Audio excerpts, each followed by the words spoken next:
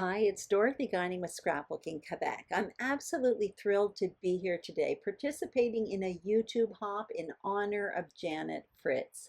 She's known as Galaxy Girl Creations on YouTube, and a bunch of us are scrap lifting her today to celebrate her recent milestone, reaching 1,000 subscribers on YouTube.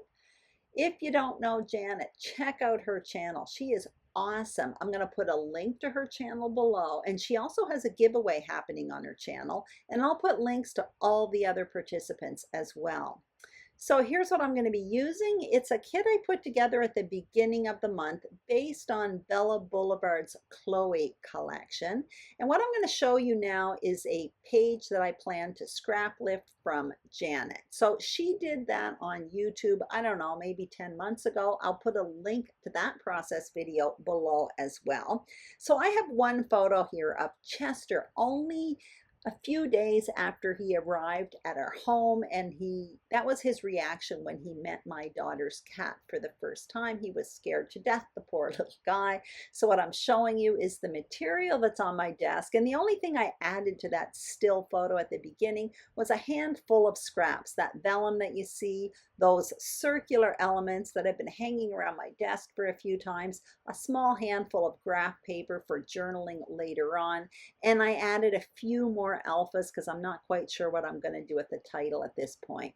So what I'm going to start doing is creating my foundation page. So the photo I showed you of the page Janet did, there's this rip on the left hand side. So I started my rip at 3 3/4 inches in from the left, and I ripped down 7 inches. I used a tearing tool from Creative Memories, but you don't need to do that.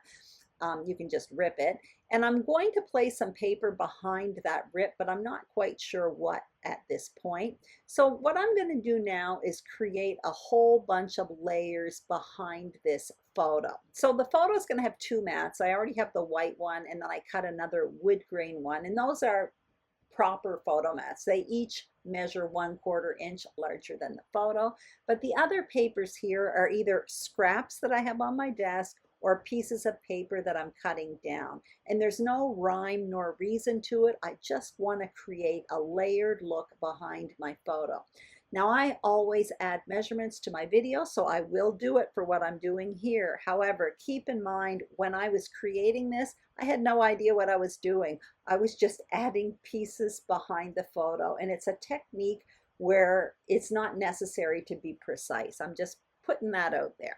Anyway, I'm cutting down pieces. You can see I've cut down pieces of that vellum there that I threw on in my kit at the very last moment, and I'm happy with that. Vellum adds kind of a nice airy layer to a look without adding too much visual weight, and I'm adhering these pieces together.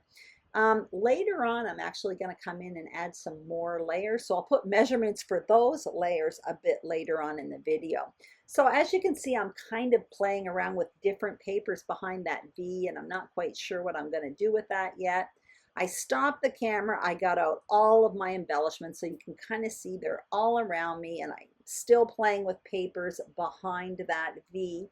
But at this point, I decided to add a few more layers behind my paper. So I took that 6x6 piece of wood grain paper, cut it in half, put half of it on top, half of it on the bottom, and I'm still working with the layers. So I took one of those circular die cut elements that I also threw in at the last minute, cut it in half, and I'm tucking it in the layers. And I'm really working with the layers here. It's fun to work within different layers of a layered photo mat. It just adds tons of texture. And you're going to see later on, I end up tucking a bunch of embellishments within those different layers as well. What you see me doing right now is creating a tag. So I used a tag punch from Stampin' Up, and those tags are 2 inches wide, and the lengths are different. That's just going to be where I write my story a little bit later on. Still undecided about what I'm going to do behind that V, but it essentially is going to look like what you see is on the screen right now. So now what you see me doing is adhering those extra mats that I've cut out just a few moments ago, and I do have to do something about that V. So I end up going with 2 different pieces of paper. I really like how the hearts look behind it. However, my plan is to have a whole bunch of ephemera pieces peeking out from that V. And with the heart paper behind there, I don't think the ephemera pieces will stand out. That's why I need something that reads more as a solid, and that text print I find reads more as a solid. I also put in another one of those circular elements up there. And if you look at the 3 circular elements that I have one above the photo, one below. And with that one up at the top, it kind of creates I guess, a bit of a wonky visual triangle. As you can see, I'm tucking in a bunch of ephemera pieces up in that V behind that heart paper. And I'm really happy with that. So I have a whole bunch of cats there, and I'm going to be tucking them in between the text print and that heart print. So now what I'm doing is adhering that paper to fill in that space behind the V, and I'm happy with that. And then I'll tuck in that, eventually I tuck in that circular piece, but at this point I don't think I'm quite decided how it's actually going to be placed. Either it's going to be, yeah, I'm not quite sure anyway, so you'll see. I'm adhering all of this, and I do take quite a bit of time when it comes to embellishing my page. It's because I don't really have a plan at this point. So what I'm doing right now is tucking those cats in, and I finally decided to put that circular element behind the cat. So I just got to make sure it's up high enough so that you can actually see it. Otherwise it would just be a added weight to my page for nothing at all. I'm really happy with all those cats there. And just as I'm speaking about cats, Chester shows up. Anyway, I do try to put him on the floor, but he keeps jumping back up. So I'm adhering all my ephemera pieces there.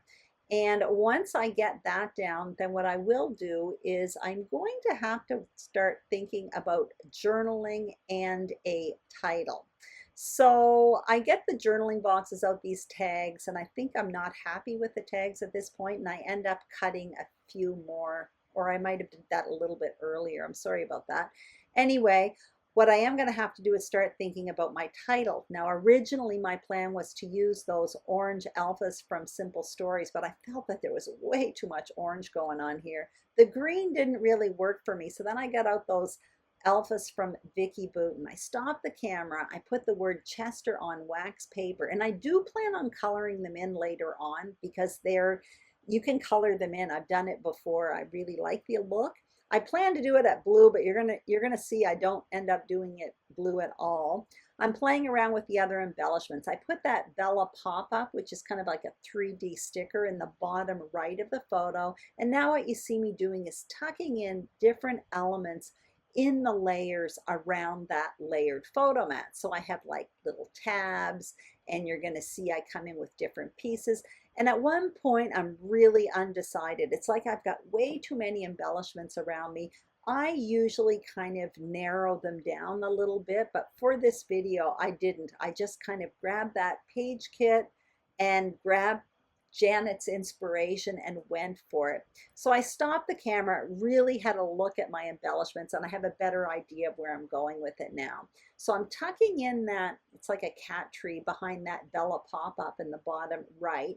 And I'm also taking another larger element, and I'm tucking that behind the photo and behind that circular white element above the photo. And I'm really happy with that. I've got that tab that's already there. I'm tucking in a little heart there just behind that little tab above the photo. And then I end up, I'm not sure if it's at this point, I end up going into my sticker sheet as well at one point. Actually, before doing that, I think what I'm about to do is color in my letters. And I definitely do that off camera. And like I said, my original plan, I wanted it blue because blue is kind of a complementary color to orange. However, I didn't have the right blue, so I ended up doing it in yellow. That's what you see there now. And that's now that I get into this sticker sheet. So I'm going to introduce that blue that I wanted to put in the letters. So I have that 12-inch border strip, and I cut a piece of it off, and I put it just at the edge of that heart paper in that V, and I'm happy with that because I felt like it needed something, I don't know, a little bit more contrast at the edge of that heart paper. So I'm happy with that, and I put a repetition of it in the opposite corner. So I'm just putting it underneath the photo and kind of underneath that little pop-up cat. Happy with that so far, but I definitely am going to want some hit of blue up there above the photo. So I end up going for that sticker there that says fave, and I'm tucking it in one of the layers. And then there's this other sticker there that says that face. Well, I knew I had to tuck that in somewhere given the look on Chester's face. That one there I actually tucked in behind a piece of vellum, but I'm kind of liking that. Now what I'm going to do is add some reinforcers to those tags. So I have a hole punch and a 1/2 inch circle punch.